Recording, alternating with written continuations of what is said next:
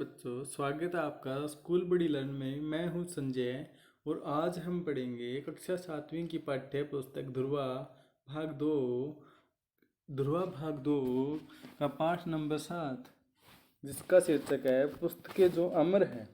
यानी कि पुस्तकें जो अमर हैं, जिनको कभी मिटाया नहीं जा सकता, जो कभी मरती नहीं है। कोई 2000 वर्ष हुए सी हांग ती नाम का एक चीनी सम्राट था। क्या था? एक चीनी सम्राट था। उसे अपनी प्रजा से ही एक अजीब नाराजगी थी कि लोग इतना पढ़ते क्यों हैं, और जो लोग किताबें पढ़ नहीं सकते वे उन्हें सुनते क्यों हैं। उनका विश्वास था कि अब तक जो पुस्तकें लिखी गई हैं, वे चाहे इतिहास की हो या दर्शन शास्त्र की हो, फिर कथा कहानियों की, उनमें उनका और उनके पूर्वजों का ही गुणगान किया गया है। कौन जाने ऐसे लेखक भी हो जिन्होंने सम्राट को बुरा भला कहने की हिम्मत की हो। सी हांगती का कहना था कि प्रजा को पढ़ने और उन बातों से क्या मतलब। उसे तो चाहिए कि कसकर मेहनत करे, चुपचाप प्रजा की आज्ञाओं का पालन करती जाए और कर चुकाती जाए। शांति तो बस ऐसे ही बनी रह सकती है। जो एक राजा था, हिंसा चीनी सम्राट था सी हांगती, उसका कहना था कि ये प्रजा क्या करती है, सारा दिन पुस्तकें पढ़ती रहती है, जिनको पढ़नी नहीं आती वो उनको सुनती रहती है। और जो ये इतिहास यानी कि हिस्ट्री और दर्शन शास्त्र की किताब है, कथा कहानियों की किताब है, उनको पढ़ना, उनके पूर्वजों का गुणगान किया गया है। कई कई ऐसे लेखक थे जिसने सम्राट को भला बुरा कहने की हिम्मत की है। सी हांगती का कहना था कि प्रजा को पढ़ने और उन बातों से क्या मतलब है, मतलब कि प्रजा को किताबें पढ़ने और सुनने से क्या मतलब है। वह तो बस उसे कसकर मेहनत करनी चाहिए। क्या करनी चाहिए? प्रजा को कसकर मेहनत करें, चुपचाप राजा की आज्ञाओं का पालन करे। मतलब जो राजा कहे वह माने, मानती जाए और कर चुकाती जाए। मतलब एक तरह का जो टैक्स होता है वो चुकाती जाए। राजा को बस ऐसे ही बनी रहे, शांति तो बस ऐसे ही बनी रह सकती है, काम करके, कसकर मेहनत करके, टैक्स चुका के। फिर क्या था? उसने आदेश दिया कि सब पुस्तकें नष्ट कर दी जाए। उन दिनों पुस्तकें ऐसी नहीं थी जैसी आज होती है। तब छापेखाने तो थे नहीं, लकड़ी के टुकड़ों पर अक्सर खुदे रहते थे।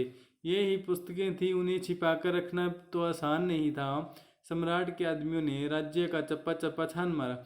नगर नगर और गांव गांव घूमकर जो पुस्तक हाथ लगी उसकी होली जला दी।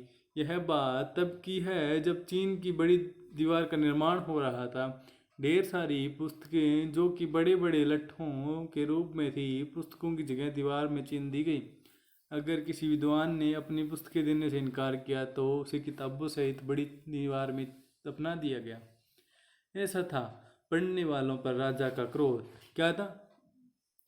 राजा ने क्या किया, एक ऐलान जारी किया, एक आदेश जारी किया कि जितनी भी पुस्तकें उन्हें नष्ट कर दी जाए, यानी कि उनको मिटा दिया जाए। उन दिनों पुस्तकें ऐसी नहीं हुआ करती थी जैसी आज है। जैसे अपने अब कागज़ पे छपी होती है ना पुस्तकें, उन दिनों ऐसी नहीं थी, क्योंकि पहले छापे खाने नहीं थी, उन छापने का तरीका नहीं मालूम था। ये प्रिंटर वगैरह ये नहीं होते थे, यानी कि स्याही वगैरह होती थी पर इतनी नहीं होती थी, इतनी विकसित नहीं थी, आधुनिक आधुनिक नहीं थी सभी चीज़ें। छापे खाने तो थे नहीं, लकड़ी के टुकड़ों पर अक्सर खुदे रहते थे, यानी कि लकड़ी के टुकड़ी होते थे, छाल होती थी, यानी कि पेड़ों की छाल होती थी, उस पे ना अक्सर खुदे रहते थे। मतलब उन पे है ना किताब, उनको किताबों के रूप में बनाया गया था। ये पुस्तकें थी, यानी कि इस प्रकार की पुस्तकें थी। उन्हें छिपा कर रखना भी आसान नहीं था, क्योंकि आज की जो पुस्तक होती है बहुत पतली होती है, लेकिन उन दिनों लकड़ी पर ये लकड़ी पर उकेरे गए थे अक्सर, तो उनको छिपा कर रखना बहुत आसान नहीं था, आसान नहीं था। सम्राट के आदमियों ने राज्य का चप्पा चप्पा, यानी कि जगह जगह ढूंढा, घर घर छान मारी, और नगर नगर और गांव गांव घूमकर जो पुस्तक हाथ लगी, जो पुस्तक राजा के आदमियों को मिली, उनकी होली जला दी। मतलब इकट्ठी करके उनको जला दिया गया। यह बात तब की है जब चीन की बड़ी दीवार, यानी कि जो दुनिया की सबसे बड़ी दीवार है, चीन की दीवार, उसके निर्माण की जो समय था उस समय की बात है। ढेर सारी पुस्तकें जो बड़े बड़े लट्ठों के रूप में थी, यानी कि जो बड़े बड़े पेड़ों पर लिखी गई थी, उनको चीन की दीवार में चीन दिया गया। और किसी विद्वान ने अपनी पुस्तकें देने से इनकार किया तो उसे किताबों सहित बड़ी दीवार में दफना दिया गया। मतलब कि किसी भी विद्वान ने अपनी किताबों को देने से इनकार किया तो उसको भी उस किताबों के साथ में उस दीवार में चिनवा दिया गया। ऐसा था पहले पढ़ने वालों पर राजा का क्रोध, यानी कि पहले पढ़ने वालों, यानी जो पढ़ते थे, उस पर राजा का क्रोध इस प्रकार का था। कई वर्ष बीत गए, सम्राट की मृत्यु हो गई। उसके मरने के कुछ वर्ष बाद ही लगभग सभी पुस्तकें जिन्हें के बारे में सोचा जाता था कि नष्ट हो गई, फिर से नई चमकदार लकड़ी के कुंदों के रूप में प्रकट हो गई। इन पुस्तकों के महान दार्शनिक कन्फ्यूशियस की रचनाएं भी थी जो दुनिया भर के लोग आज भी पढ़ते हैं। कई वर्ष बीत जाने यानी कई सालों के बाद जो सम्राट था उसकी मृत्यु हो गई। उनके मरने के कुछ वर्ष बाद यानी कि जब वो में उनकी मृत्यु होने के बाद लगभग सभी पुस्तकें जिनके बारे में सोचा जाता था यानी कि जिनके बारे में सोचा जाता कि ये पुस्तकें नष्ट हो गई हैं, फिर से नई यानी कि फिर से नई चमकदार लकड़ी यानी कि जो चमकने वाली लकड़ी है कुंदों के रूप में प्रकट हो गई। मतलब वो पुस्तकें ना चमकदार लकड़ी पर प्रकट हो गई। इन पुस्तकों के महान दार्शनिक कन्फ्यूशियस की रचनाएं थी। कन्फ्यूज जो महान दार्शनिक था उसकी रचनाएं थी जिन्हें दुनिया भर के लोग आज भी पढ़ते हैं, जिनकी रचनाओं को दुनिया भर के लोग आज भी पढ़ते हैं। किताबों को इस प्रकार नष्ट करने का यह एकमात्र उदाहरण नहीं है।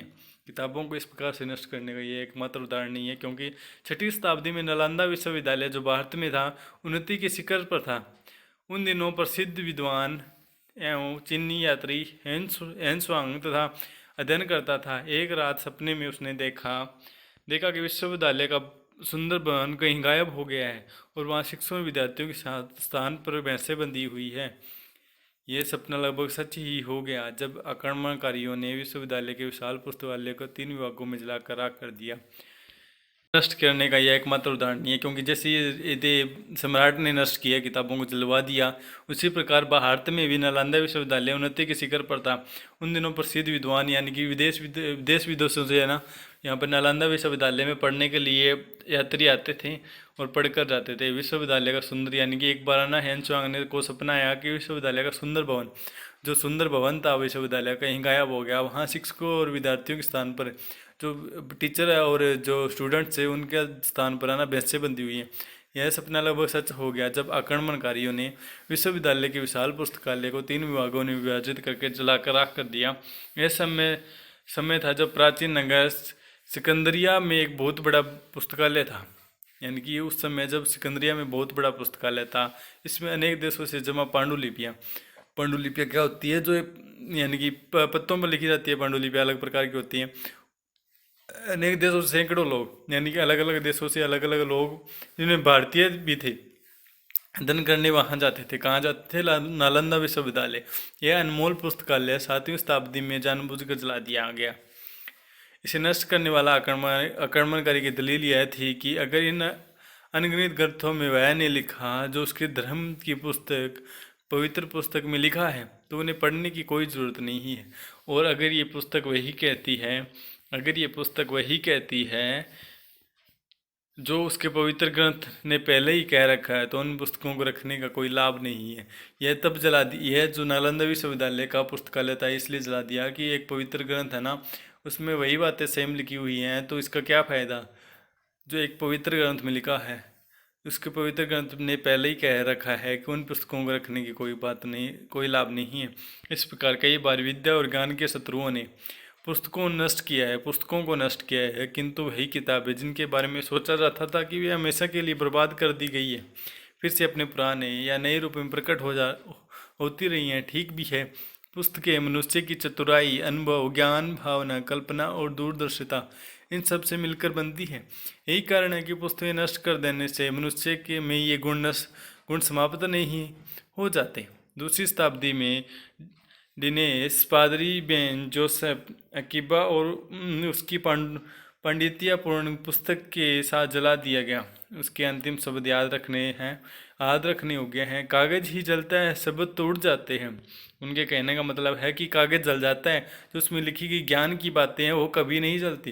पुस्तक के अंदर जो लिखी गई ज्ञान की बातें हैं वह हमेशा काम आती है। जलाने पर भी है ना सिर्फ पुस्तक का कागज जलता है, परंतु उस पर जो लिखे गए शब्द, उसकी लिखी गई ज्ञान की बातें हैं वो उड़ जाती है और दूसरे लोगों तक पहुंच जाती है।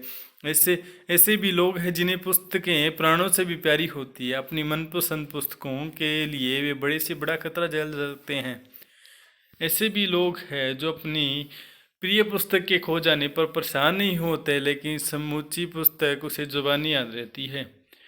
पुराने ज़माने में लिखे हुए कंठस्थ कर लेने का लोगों को अनोखा ढंग था। यानी कि लिखे हुए को, यानी कि जो लिखा हुआ होता था उसको याद कर लेने का अनोखा ढंग था।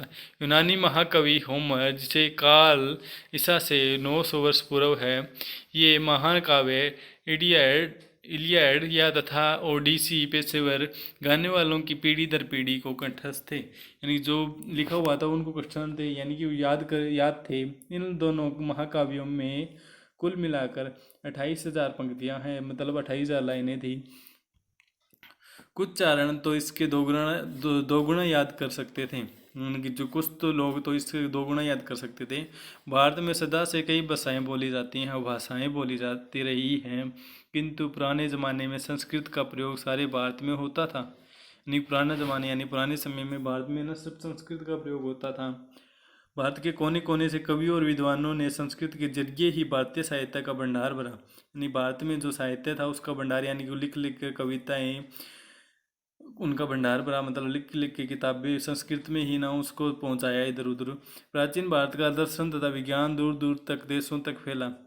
प्राचीन भारत का दर्शन यानी प्राचीन भारत यानी कि उसमें क्या था, दूर दूर तक विज्ञान, जो आधुनिक विज्ञान है आजकल, जो भारत में पहले ही लिखा हुआ है ग्रंथों में, वह दूर दूर तक फैला।